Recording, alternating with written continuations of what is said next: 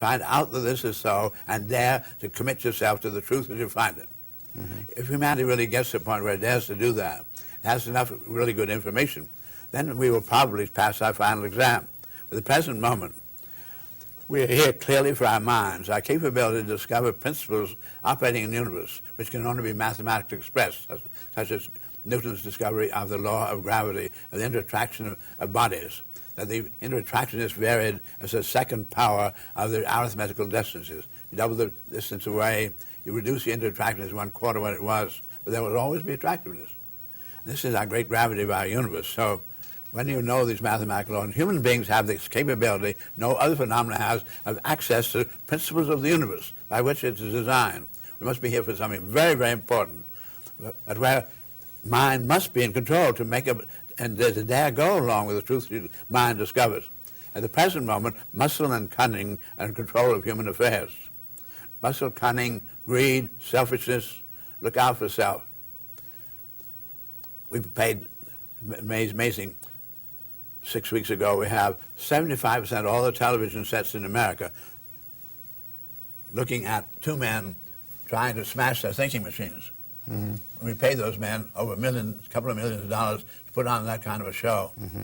If you and I are really putting some really important kind of knockouts on the ways in which humanity is not going to survive, we're not getting paid that kind of million. That's why mind is not in as yet control. If mind becomes in control, we'll exercise our option to make it. Mm-hmm. I noticed when you introduced me, you talked about up the yellow brick path. Mm-hmm.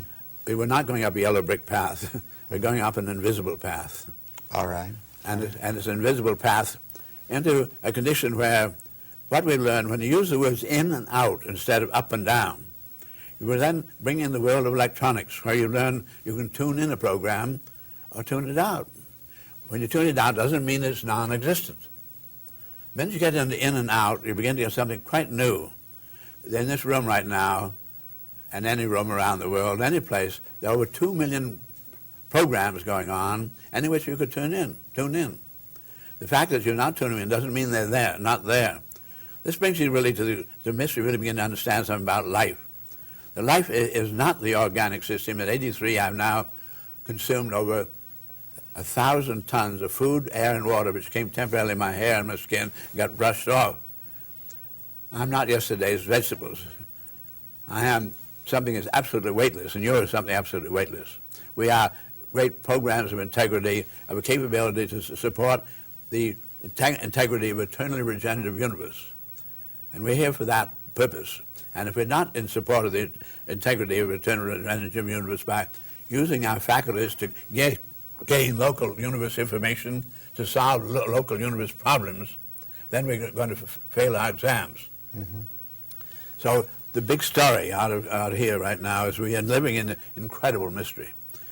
And the more you learn, the more you know how little you know, and the more mysterious it all is. How come? How come the extraordinary integrity of eternally regenerative universe?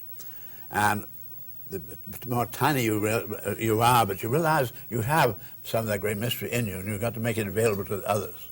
Now, I would say, I'm talking about a universe where we're going to realize for the first time what man thought of as physical is not physical. He made the mistake long ago of saying animate and inanimate, but both are physical. Animate was warm, soft, inanimate was cold, hard, stone. Alive and dead. So then, and we got into biology, and we began to discover within biology there was something called chromosomes and control of design. We pursued that even further, and finally we got down into the virus and got into tobacco mosaic virus and virology in general, and there we found the DNA and RNA control. In that world, they're not just virologists, which is an entirely new kind of category, but they're nuclear physicists, mathematicians, biologists, geneticists. All of them so busy with excitement about this design control, they've not been taking inventory and talking to humanity about the fact that what we now call then the virus is also a crystal. It consists entirely of atoms and completely inanimate. What you and I, you consist physically of nothing but atoms, and atoms are inanimate. What is inanimate is clearer and clearer. What is animate is less and less clear. But we were all this time saying life is something in that animate, in the physical. Now we've learned by weighing people when they die that whatever life is, no weight is lost. And science says that anything that is physical is weighable, either electromagnetically or gravitationally. What I'm trying to then bring about is clarify anybody listening to us that quite clearly now we know that whatever life is weightless, is metaphysical. It's not a matter of animate and inanimate. The physical is completely inanimate. And anything about you and I that's physical, that's not life. You and I are using this telephone, receiver, transceiver, but we're not the telephone. After 83 years of life and being a free thinker, are you pleased with the evolution of man? Do you think that man is evolving properly? Are you happy about that? I'm astonished by it. I'm amazed in my life, the fact that we really are at the brink of success for all. In the brink of success for all. Then there's just really... Physical success. Physical success. Obviously, in your statement, you believe in life after life then. I told you I don't use the word belief anymore. I am convinced by the evidence. By the evidence. That life is not the physical.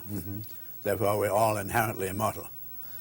I have talked to a lot of people, and I feel that I have spent one of the most inspirational hours of my entire life with you.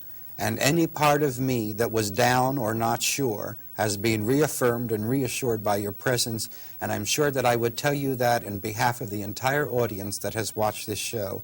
And I think all humanity is better for your life, even though you might consider yourself a throwaway. Your throwaway has given our seed hope. This is Psychic Phenomena. We have been in conversation with Buckminster Fuller. May the force be with you, and you know it's with you when you realize you are the force. Till next week, God bless you. Hello and welcome to Quest 4. My name is Gene Vance.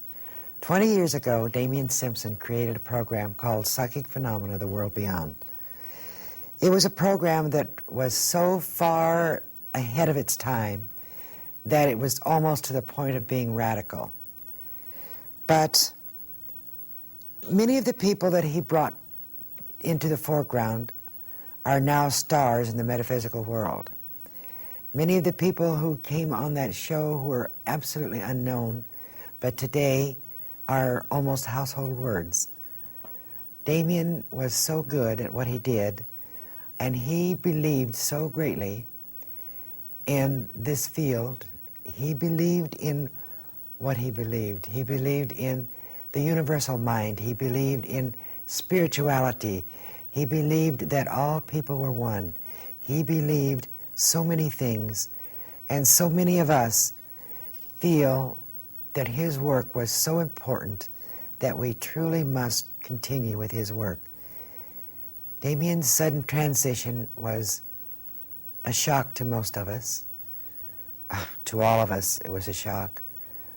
But we also knew that we must go on, we must pick up the banner, and we will go ahead with all that he has dreamed of. Damian was the architect of the dream, and we are the builders. We want to continue on. We want to go with what he taught us, what he believed in, and what we believe in so dearly. Some of the shows you will be seeing are some of the shows that he did in the early 80s, and they are just as up to date today as they were then, simply because they were so far ahead of their time in that period.